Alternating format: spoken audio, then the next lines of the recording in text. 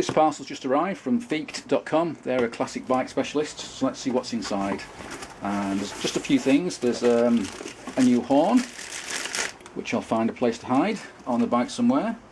And there's a pair of quite retro looking sort of 70s, early 80s indicators, which again I'm going to have to find a home on the bike for. Now I could have gone for some very modern, very small LED lights, indicator lights, but I didn't think that was appropriate for the style of the bike. So I went for these slightly 70s chromed indicators. And now the big question is, where on earth are they going to go on the bike? So let's see.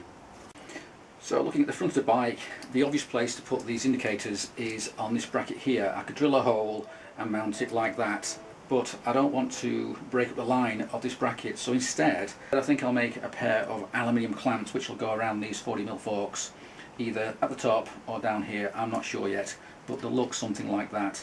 Now a different option to using clamps to go around the forks to hold these indicators in place is to use this redundant threaded hole here. There's one on either side, and they just happen to be roughly whereabouts an indicator might want to be. So it may be a lot easier for me to make a small bracket and use that threaded hole to mount the indicators. And that may be something I can do, we'll see. And another parcel's just turned up, so let's see what's in here. And it's actually a lot smaller than I thought it would be. It's the rear light. It's from Alchemy. So this is a combined rear light and brake light. And unlike a lot of the American lights I've seen that are quite light, it also has the lights at the base there to light up the rear plate, which is a requirement in the UK to get an MOT.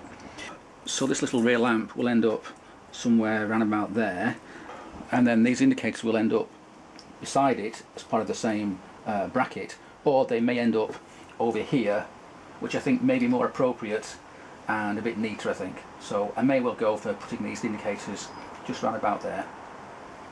It does look a little bit lost though, particularly with the larger indicators that may be nearby. So what I'm going to do is make a billet case for it, which will bulk it up a wee bit. And also this new billet case will hopefully match the style of other parts of the bike a wee bit better. I haven't finalised the design of this case yet, but I've got a few good ideas and hopefully it'll look okay when it's done. When the frame was modified, I chopped off the end of the frame here, which left me two holes on both sides of the frame. So to fill that gap, I machined up a couple of aluminium bungs which were pressed into the end of this frame rail here. Now they're held in place just with an interference fit, in that they're very tight.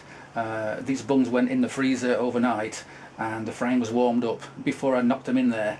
So hopefully they're not going to go anywhere. At the same time they were drilled and threaded, because planning ahead I thought I may need to use that for some other reason, perhaps to help hold the seat in place. But as it turns out, I can now use these threaded bungs to hold on the rear indicators. So starting off, I've got a countersunk washer and a countersunk bolt, which will probably go in there. I can screw that in like that, and then behind there, if I made a simple 90-degree bracket, something like that, I just made that in cardboard, then it would sit behind there, something like that, and then in turn the indicator could be mounted off there. Now the only problem with that is that at the back here I'm getting pretty damn close to the movement of the tyre as it goes up and down. I'm not sure yet, but the alternative is I just spin it round like that, and then it would bolt on something like that. And so the next step is to use this card template and make a pair of these in aluminium. So I've readied Jeff's scrap pile and I found this piece of angled aluminium. I think it's about 6mm, and I think that should do for making the brackets for these indicators at the back of the bike.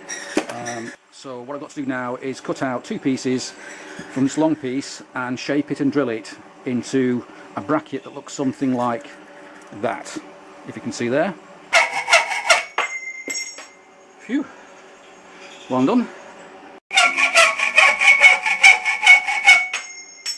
Two done, thank God.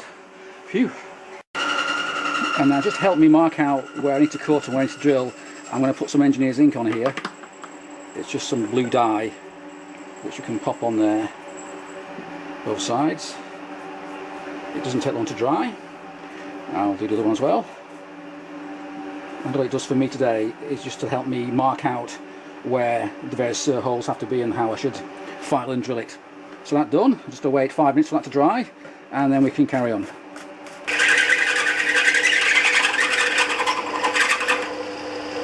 So now with the holes drilled, what I need to do now is cut this down and shape the edges to follow this curve. So to do that, I've just got a sacrificial nut and bolt and an old washer, and I'll use this old washer as a guide to tell me where to file down to.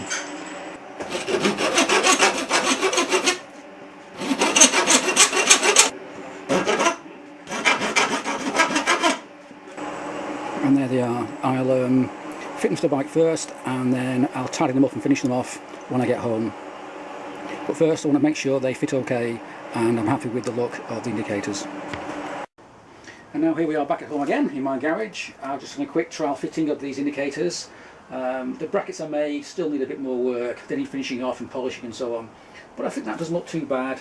And looking at the clearance I've got here behind the bracket, I think I may just get away with that. I think the tie will just clear, so that's good news. I've left the rear lamp at Jeff's workshop, where when he gets time he'll make me a billet case for it, the details of which I'm still not sure about, but he can make a start at least, and I'll finalise the details next week. And so my next job is to work on the mounts of the front indicators, which I'll do soon.